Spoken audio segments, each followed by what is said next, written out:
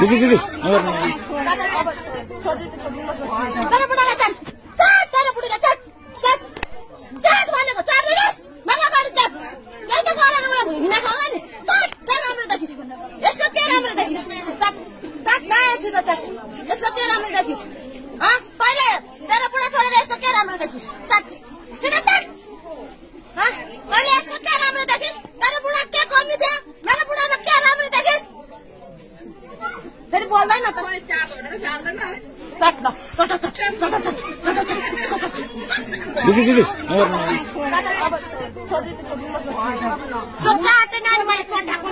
आते ना बस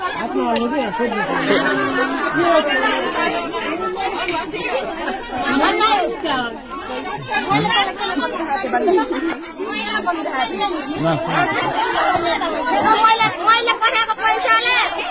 कसो लागेर कहाँ पोख्नु भएको छ होइन कहाँ पोख्नु भएको अब दिन्छस् त्यो मैले पठाएको पैसा निकाल दिन्छस् होइन अहिले निकाल एक हिसाब गरेर निकाल न त होइन म छोड्दैन तँलाई बुझिस् राम्रै पनि भन्न गर्नु बुझिस् मेरो बुढा किन्नु सक्छस् मेरो बुढा किन्नु सक्छ तैँले किन लु किन मेरो बुढा किन ले 30 लाख होइन मलाई 60-70 लाखले लुले मेरो बुढाको मूल्य त्यति छ लुले लुले लुले ले राउले सक्छस् किन्नु सक्छस् मैले मेरो बुढा तैँले लगिस् ले मलाई पैसा ल्याए भोलि ले मलाई त सिर उठाउनु पर्यो नि त जे भन्नु त यसको त म जेठी बुढी हो नि त लुले ले ल सिर उठा जतिले मेरो त सिर ढल नि त मेरो त सिर ढल पापा चार चौरा चढ्दै हिँड्ने तेरो इज्जत छैन तर त कहीँ पनि सिर ढल्दैन जतिवटा बिगार्दै हिँडे पनि जतिवटा बुढा भने पनि तेरो त उयो सिर ढल्दैन मेरो त सिर ढल नि त उठाल्नु मलाई चाहियो ले 50-60 लाखले मेरो सिर उठाउनु पर्यो तैँले अब यति मेरो बुढा तेरो 5 राख्नु साथ 5 राख्छस् भने ले मलाई म त्यसै छोड्छु मेरो बुढाले मेरो कमाइ खाइस् तैँले मेरो त कमाइ पनि ले ले ले कमाइले ले कमाइले मलाई चाहियो मैले उहाँबाट कमाएर अर्काको टोइले जुत्ताबाट उनीहरूलाई भ्याइ नभए आफू खाइ नखाइ कमाएर पठाएको छु तैँले त्यो खाएको छस् ले ले त्यो मलाई चाहियो ले मैले त दुःख गरेर पठाएको छु नि त म मच मस्ती गरेर त पठाएको होइन मैले त्यही खाएर त बलियो भएर मलाई कसैले नसकेर छोडे ठुक्का छाडा छोडेको तँलाई कस्तो छाडी भएको छाडै त छोडेको भन्नु पर्यो नि अर्काको बुढालाई बोलाउने सुताउने अझ के भन्छ सुत्नु त सँगै सुतेको त्यस्तो नराम्रो काम चाहिँ भएको छैन तँलाई भन्नु सक्नु सुतेपछि त्यस्तो हुन्छ हुँदैन छोरो मान्छेले छोड्छ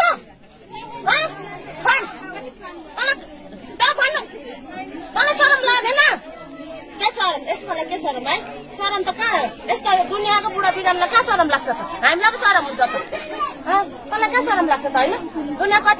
कतिजनाले बिगारेको छ त्यता ठाडो बाटोतिर बुझिराख उयो छ यहाँ के भन्छ यहाँ माउ बाख्री जङ्गली माउ छ दुनियाँको बुढा बिगार्ने उनीहरू पनि सुनेको काँठाले पारिरहेको पल्लो बाटोकोहरू पनि बिगार्छ यसलाई छोड्यो भने बिगार्छ दुनियाँलाई बिगार्छ यसले दुनियाँलाई बिगार्छ अहिले आज मलाई बिगार्यो भोलि अर्कोलाई बिगार्छ पर्सि अर्कोलाई बिगार्छ यसलाई छोड्नु हुँदैन है लानुपर्छ यिनीहरूलाई ठाउँमै पुऱ्याउनु पर्छ ठाउँमै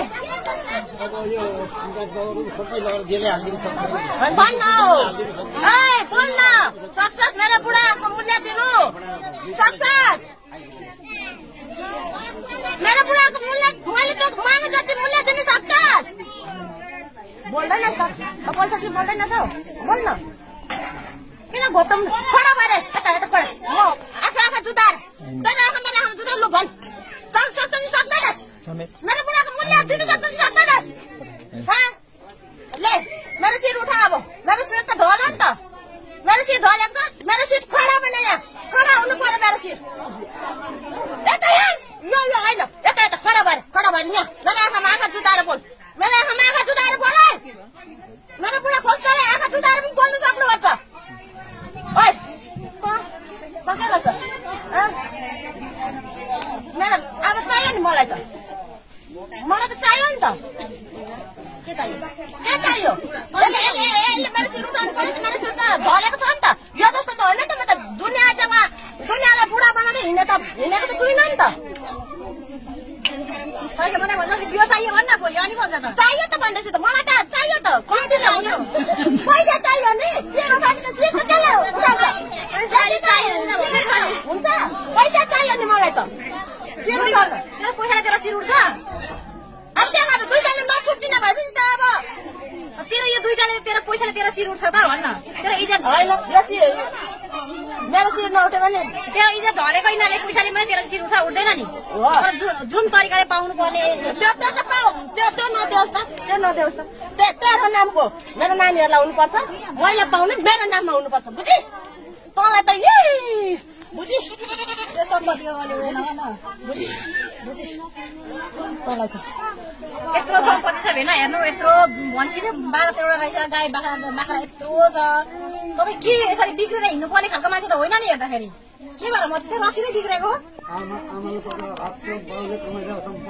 आमाले भात पकाएर राखिदिनु भएको छ अरे बाउले कमाइरहेको सम्पत्ति छ बाउले दुःख गरेर कमाएको सम्पत्ति अझै पनि ससुरले मरिमरि दुःख गरिराख्नु भएको छ छोरा चाहिँ के हो रमायो रजाइ गर्दै गरिराख्नु भएको छ ससुराले बाउको हालेन बाउ मर्ने बेला आज कि भोलि बाउको उमेर भइसक्यो छोरा त्यो बाउले यस्तो तरुण लिएर हिँड्नु पर्ने छोरा आफू पनि उयो त्यही हुँदाखेरि आफ्नो पनि छोराछोरी त्यही गर्दा के गर्नुहुन्छ यही रन्डी सर्नु भयो नि त यो कुरो पनि उमेर भएन उमेर पैसा भएन अब नगनेको पात्र अब नि योसँग बस्दैन यसले एउटा बच्चा पायो भने छोरी राखेर यो अर्कोसँग पहिला हुन्छ यो कति पहिले हो एकजनासँग पैसा त आफूलाई पनि अलिकति मनमा प्रतिमा अलिकति हुन्छ नि अब आफ्नो बुढा हुँदाहुँदै त्यत्रो हेर्न विदेशमा गएर कमाएर बिचरा त दाइ पनि रुँदै हामीसँग बोलिराख्नु भएको थियो बुढीको हालत भर्खर विदेशबाट बुढी घर त्यो लाने अस्ति 1 वर्ष अगाडि लानु नि किन अहिले रहेको लाने नि त्यसो अल्गेको थियो लानु नि पहिले किन आउने बेला अहिले बुढी आउने खाएपछि किन बुढी आएर खोज्छ भनेर लिएर हिँडेको त्यो सानीहरूको कस्तो छ बानी थाहा थिएन सानीको बानी कस्तो छ भनेर बोल्नु नि के मुखमा के लगाएको छ भात खाएर गएको होला त जाँदाखेरि साली कस्तो हो थाहा थियो नि सालीले कहाँसम्म पुऱ्याउँछ थाहा थियो नि मैले गल्ती गर्नुहुन्छ हुन्छ हुँदैन थाहा थिएन अब चाट गर्दै बस्छ चाट मेरो अगाडि चाट भन्दैछु त मैले देखौँ न छोरी म हेर्छु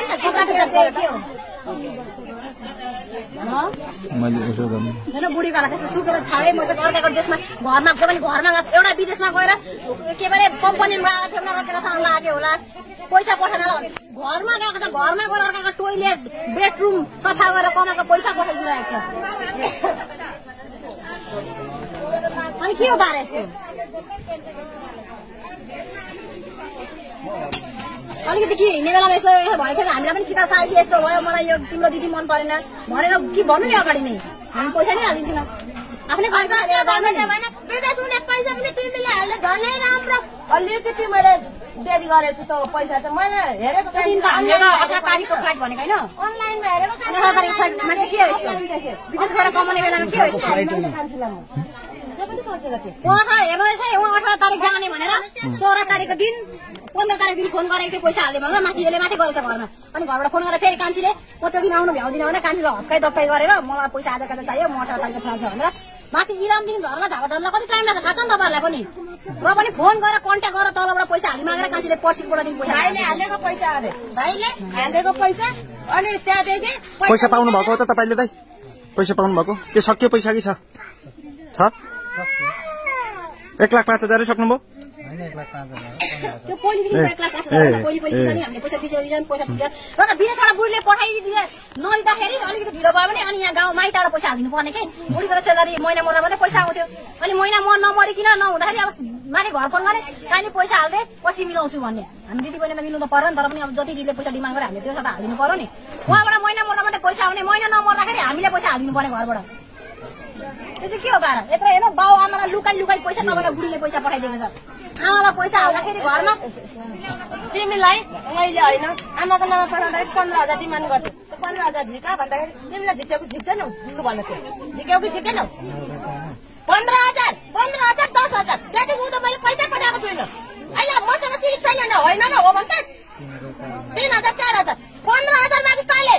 के भन्छ यहाँ ऋण छ म ऋण तिर्छु भने 15,000 मागिस् त्यो 15,000 पनि मैले पठाइदिएको आमाको नाममा हाल्दा आमाको नाममा कति पैसा हालिदिन्थिस् जी आमाको नाममा धेरै पैसा हालिदिस् अनि 15,000 भेट्न सुरा दिन्थिस् महिना दिनको सेलारी थाप्थे 15,000 चल्ला अनि अरू आमा घरमा नानीहरूलाई आमाहरूलाई दे भनेर बाउलाई त्यसरी बाउदेखि लुकाएर आमाहरूलाई दे भनेर अनि यसलाई म त्यसो गर्थेँ बाउदेखि लुकाइ मैले यसलाई पैसा पनि हाल्दिएको काठमाडौँको त भेट्न पैसा मैले नै हालेको नि फेरि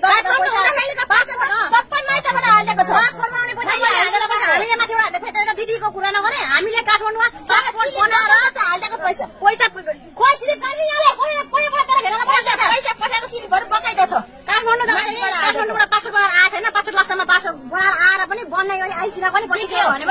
बिग्रियो भन्दा दिदीलाई ठिक्का पारेछ मैले त थाहा पाइगयो यो भेनाले पैसा खान आँटेको भन्दा दिदी नहाले भने होइन दिदीको पासपोर्ट भेनाले अगाडि त मलाई पासपोर्ट देखाइसकेको छैन उहाँले त भिडियो कल गर्दा मैले किन गएको भन्दाखेरि पासपोर्ट गर्नु गएको भन्थ्यो भन्यो अनि भनेपछि हेरौँ भन्दाखेरि पासपोर्ट सबै बनिसकेको राम्रै भइसक्यो अनि फेरि भोलिपल्ट पैसा पासपोर्टको नाम बिग्रियो मिस्टेक भयो भनेर फेरि दिदीलाई पैसा हालिमाग्यो दिदीलाई पैसा नहुँदाखेरि फेरि माथि फोन गर्यो अनि फेरि कसरी नानीहरू भोलिपल्ट चाहिँ कसरी पासपोर्ट लिन्छ भोलिपल्ट त्यो बिग्रेको दिन भोलिपल्ट पासपोर्ट फेरि आउँछ लिनु गएर आउँछ गफ नलिनु नि त्यतिखेरै लिनु गरेको त्यो गऱ्यो भोलिपल्ट मेरो अर्को नयाँ पासपोर्ट आउँछ भन्नु त तपाईँहरूलाई बन बिग्रियो भने फेरि भोलिपल्ट नयाँ पासपोर्ट दिन्छ बनाएर दिँदैन नि कसरी दिन्छ भोलिपल्ट कसरी भन्नु नाम मात्रै बिग्रेको नाम भोलिपल्ट सकाएर कुन कम कुन चाहिँ त्यो पासपोर्ट बनाउने ठाउँमा बनाएर दिन्छ मेन पावर कहाँ हो के गरेर पासपोर्ट बनाउने ठाउँमा पासपोर्ट बनाउने ठाउँमा त्यो त मेन पावर कुरा पासपोर्ट बनाउने ठाउँको कुरा गरेको हो काठमाडौँमा 3 दिनमा लिनु जाँदाखेरि कुरा नगरौँ न तपाईँ त्यतिजना कसरी झुल्छ अब तपाईँलाई नि लाग्छ अब उहाँ दुईटा घरबार पहिले बिग्रिसकेको छ छोराछोरी 2 जना 3-4 वर्षको नानीहरू छोडेर हिँड्ने मान्छे अब तपाईँसँग पनि जिन्दगी बित्ला उहाँसँगै जिन्दगी कट्ला भन्ने लाग्छ तपाईँलाई के भएर लाग्छ कसरी विश्वास बुढीप्रति छैन भाउजूप्रति कस्तो राम्रो बुढीप्रति भयो भाउजूले हिँड्छ भन्नु त के कारणले चाहिँ विश्वास लाग्यो उहाँको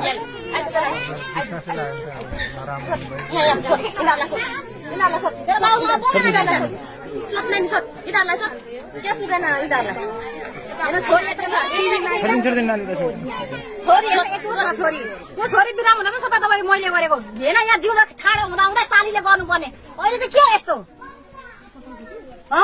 अलिकति लाज छैन अनि तपाईँलाई अब घर परिवार सबैलाई छोरीहरू यस्तो अवस्थामा पारेर बुढीले त्यत्रो विदेशबाट कमाएर दुःख गरेर पठाउँदाखेरि पनि त्यति गर्दा पनि धोका दिएर हिँड्ने मान्छेले अब तपाईँलाई चाहिँ धोका नदेला जस्तो लाग्छ त यता भाउजू चाहिँ तपाईँले भनिदिनु पर्यो यत्रो सानो नानीहरू यत्रो श्रीमती विदेशमा गएर दुःख गरेर उहाँहरूकै लागि गर्दाखेरि उहाँले छोडेर तपाईँलाई लिएर हिँड्नुभयो भनेपछि अब तपाईँलाई नछोडी तपाईँसँगै जिन्दगी बिताउनु होला त उहाँले चाहिँ बिताउनै पर्यो बिताउनुहुन्छ विश्वास त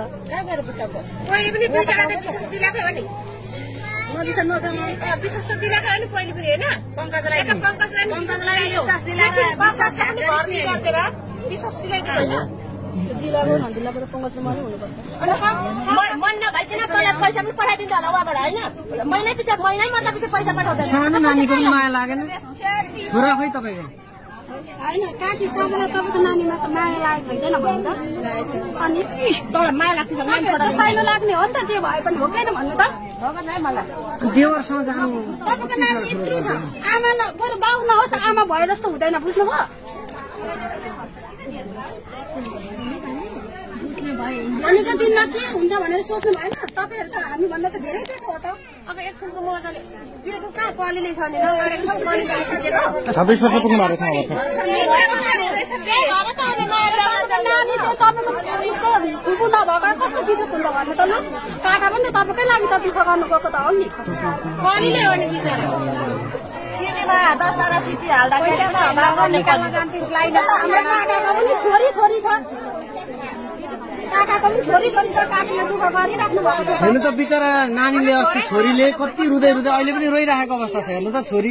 बिचरा कति धेरै उसलाई नराम्रो लागेको छ। तपाईँलाई केही लाग्दैन त्यो विषयमा?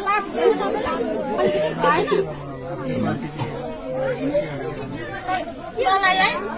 2 वर्ष बुढी नहुँदाखेरि त भाउजूमा जानुपर्ने, अरू केटी थाहै छैन। तपाईँहरूलाई कसैले त्यहाँ गाउँमा हामीलाई कसैले केही भनेको त थिएन नि त। अरू केटी थिएन, अरू केटी देखिनस्, भाउजूमाथि जानुपर्ने चाहिँ के थियो? अरू केटी देखेन, सानो नलाग्ने कति भने म खुसीले कान्छी बनाएर भित्राउने।